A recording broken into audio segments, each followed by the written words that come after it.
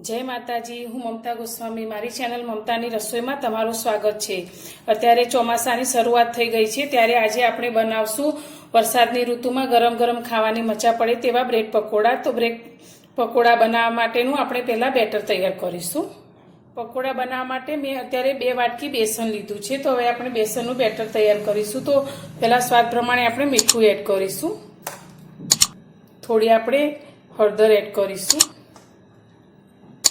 थोड़ी हींग लईशुं। बधी ज वस्तुने मिक्स करी आपणे थोड़ुं थोड़ुं पाणी एड करीने बेटर तैयार करीशुं।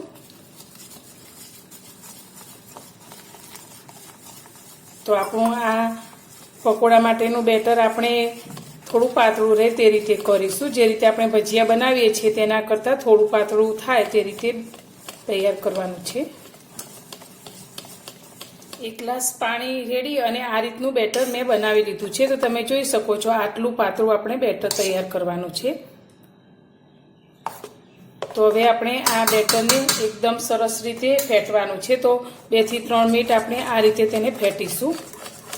बेटरने आ रीते मैं 2 મિનિટ माटे फेटी लीधुं छे। तो हवे आने આપણે 15 મિનિટ माटे रेस्ट आपीशुं अने આપણું आ बेटर रेस्ट करे छे त्यां सुधी આપણે ब्रेड पर ચોપડવાની લીલી ચટણી અને તેનો મસાલો તૈયાર કરીએ।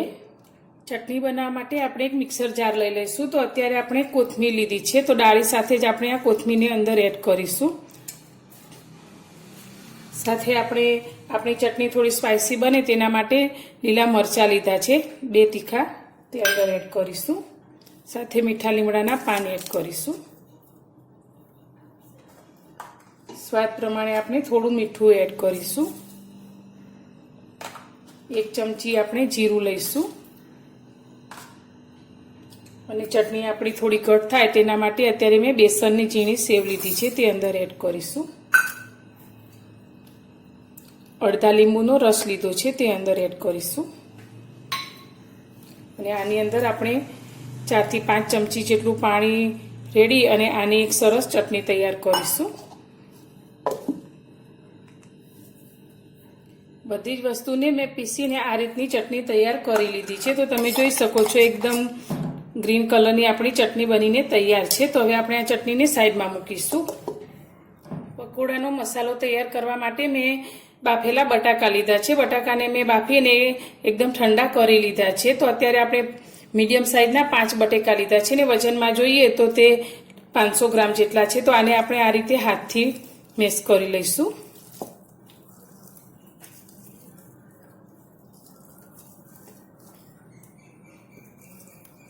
मसालो तैयार करवा माटे अत्यारे गैस पर आपणे एक कढ़ाई में 2 चमची जेटલું तेल गरम करवा माटे राखी लीधुं छे। तो तेल आपणुं गरम थई गयुं छे। तो अत्यारे मैं आखा दाणाने अधकचरा खांडीने लीधा छे 1 चमची जेटला, ते अंदर एड करीशुं। साथे आपणे 1 चमची जेटલું जीरुं एड करीशुं। 2 લીલા મરચાને आ रीते झीणा कट करी लीधा छे। बधी ज वस्तुने आपणे साइडे सातरी लईशुं।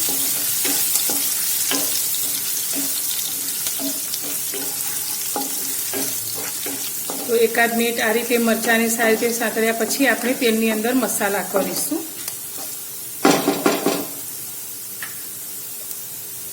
मसालामां आपणे सौथी पहेला 1 चमची जेटલું लाल मरचું एड करीशुं।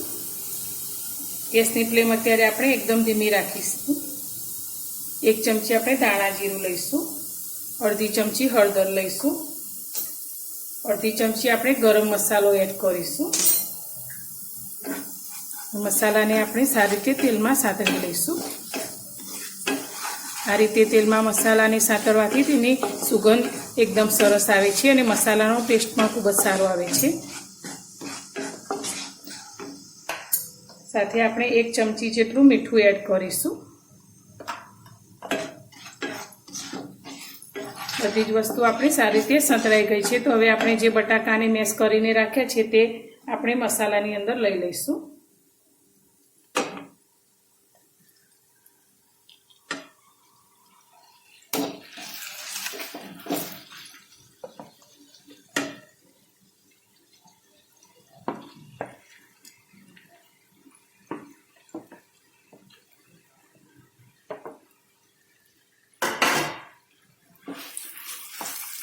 બટાકાને આપણે આ રીતે સારી રીતે મિક્સ કરવાના છે અને આપણે ઉપરથી લીલા ધાણા એડ કરીશું.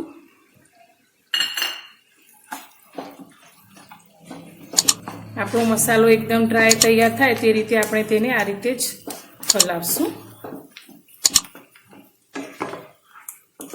મસાલાની અંદર થોડો પણ મોઇશ્ચરનો ભાગ ન રહે તે રીતે આપણે મસાલો તૈયાર કરવાનો છે.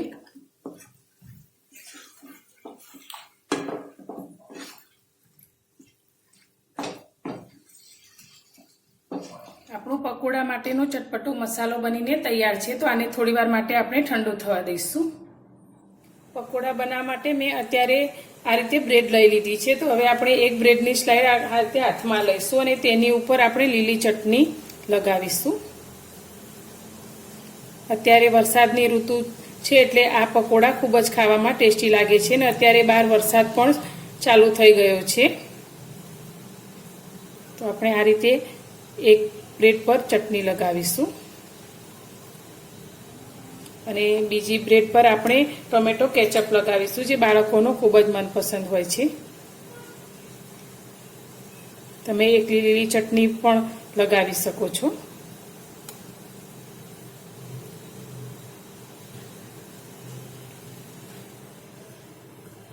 હવે આપણે જે મસાલો તૈયાર કરીને રાખ્યો છે તે બ્રેડ ઉપર લઈ લઈશું અને બધી જ બાજુથી સરખો આ રીતે ફેલાવીને પાથરી લઈશું.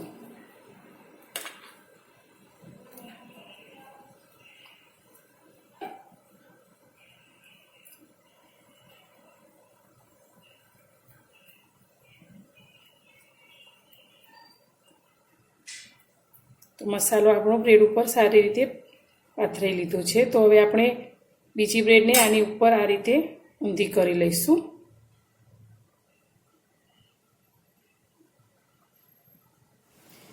બ્રેડને આપણે વચ્ચેથી ચપ્પુની મદદથી આ રીતે કટ કરી લઈશું.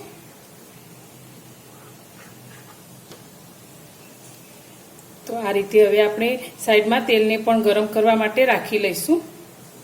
આપણે બનાવેલા બેટરને લઈ લઈશું. તો તેની અંદર અત્યારે આપણે ખાવાનો સોડા લીધો છે તે થોડો એડ કરીશું. એક નાની અડધી ચમચીથી પણ થોડો ઓછો એવો અને બરાબર સારી રીતે મિક્સ કરી લઈશું.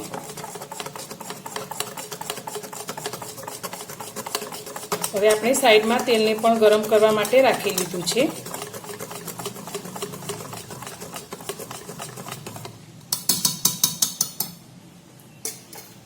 તો આપણે જે બ્રેડ પકોડા બનાવીને તૈયાર રાખ્યા છે તેને આપણે આ રીતે બેટરની અંદર ડીપ કરીશું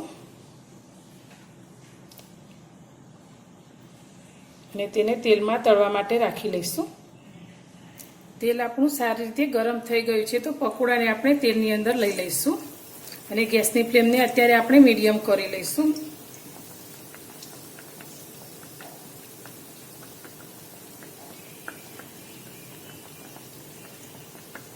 તો અત્યારે આપણે કઢાઈની અંદર બે પકોડાને રાખી લઈશું.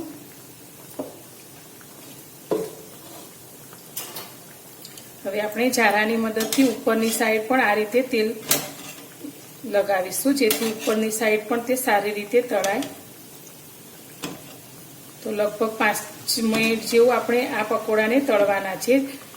તો જરા પણ તેલ ભરાયા વગર આપણા આ પકોડા એકદમ ક્રિસ્પી તૈયાર થશે. પકોડા આપણા એક સાઈડથી તળાઈ ગયા છે. તો તેની આપણે બીજી સાઈડ ફેરવી લઈશું. તો એકદમ સરસ ફૂલેલા અને ઉપરથી ક્રિસ્પી એવા આપણા પકોડા તળાઈ રહ્યા છે.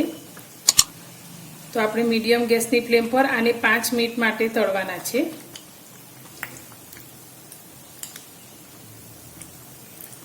આપણા પકોડા બંને સાઈડથી એકદમ સરસ રીતે તળાઈ ગયા છે. તો હવે આપણે તેને તેલમાંથી બહાર કાઢીશું અને આ જ રીતે આપણે બનાવેલા બધા જ પકોડાને તળી લઈશું. આપણા ગરમા ગરમ બ્રેડ પકોડા બનીને તૈયાર છે. તો લીલી તીખી ચટણી અને ટામેટો કેચઅપ સાથે આ પકોડા એકદમ ટેસ્ટી લાગે છે. તો વરસાદની ઋતુમાં આ રીતે પકોડા બનાવીને ખાવાની ખૂબ જ મજા પડે છે. તો તમને મારી આ પકોડા બનાવવાની રેસીપી પસંદ આવી હોય તો વિડીયોને લાઇક કરજો, શેર કરજો અને મારી ચેનલ પર નવા છો તો ચેનલને સબસ્ક્રાઈબ કરવાનું બિલકુલ ભૂલતા નહીં. તો ફરી મળીશું એક નવી જ રેસીપી સાથે નવા વિડીયોમાં.